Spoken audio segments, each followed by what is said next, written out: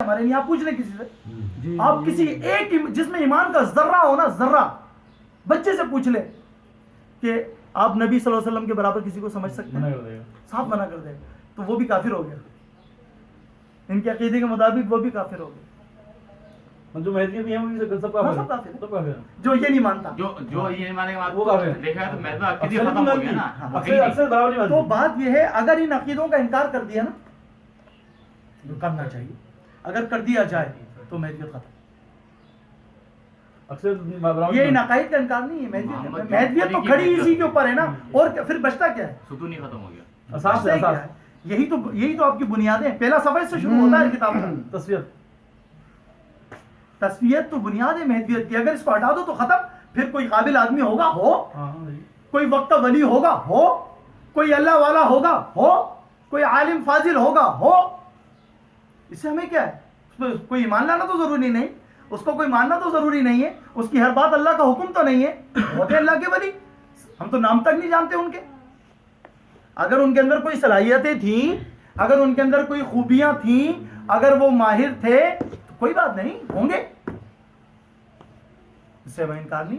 لیکن آپ ان کو جس مقام اور منصب پر لا کر کھڑا کر رہے ہیں, ایک طرح سے گمراہ ہو گیا نا. ہاں, جب انسان زیادہ عبادت کرتا ہے تو پھر شیطانی وسوسہ بھی اچھا, آپ برابر کس کے آپ کس کے برابر ٹھہرا رہے ہیں؟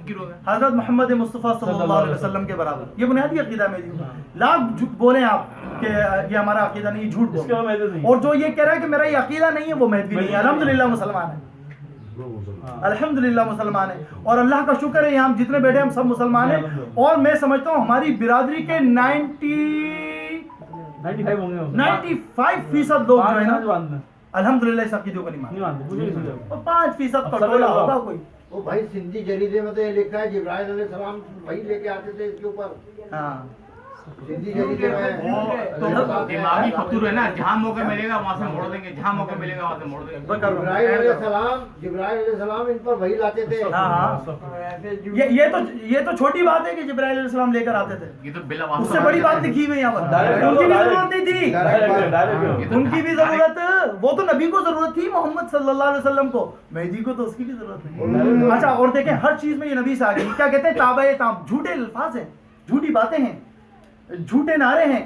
مذہب ما کتاب اللہ و اتباع سنت رسول اللہ. یہ ڈھال ہے بنانے کے لیے, یہ بچانے کے لیے, لوگوں کو دکھانے کے لیے, دوسروں کو دکھانے کے لیے ڈھال ہے. اس سے اپنے آپ, اس کے پیچھے سارے عقیدے چھپے ہوئے, اپنے آپ کو بچانے کے لیے کھول ہے. ہر چیز میں میرے نبی سے آگے میں تھوڑی سی 2-4 باتیں اور بتا دوں آپ کو. ان کتابوں میں موجود ہیں, یہ سارے میرے پاس کاپیاں موجود ہیں. 2-3 باتیں اور بتا دوں. یہ کہتے ہیں کہ یہ تابع تام ہے, مہدی کے نقش قدم پر چلے گا, آگے پیچھے نہ, ان کے قدم پہ قدم رکھ کے چلے گا, ان کی اتباع کرے گا. پیچھے ہوگا نا, ایک قدم پیچھے ہوگا. ٹھیک ہے, ایک قدم پیچھے رہے گا.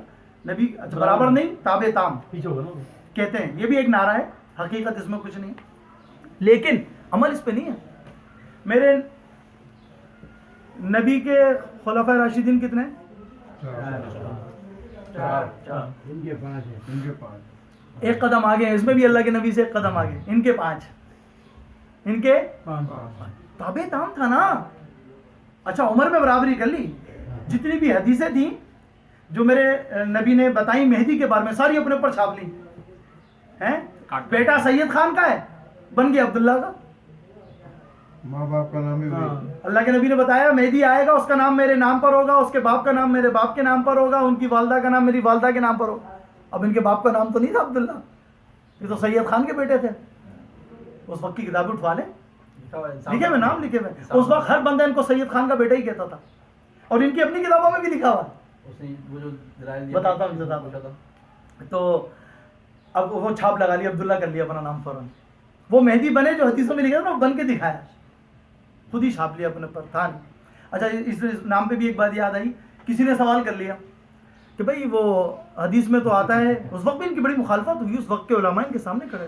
حدیث میں تو یہ آتا ہے کہ مہدی علیہ السلام کے جو ہے والد کا نام عبداللہ ہوگا, آپ کے والد کا نام تو سید خان ہے.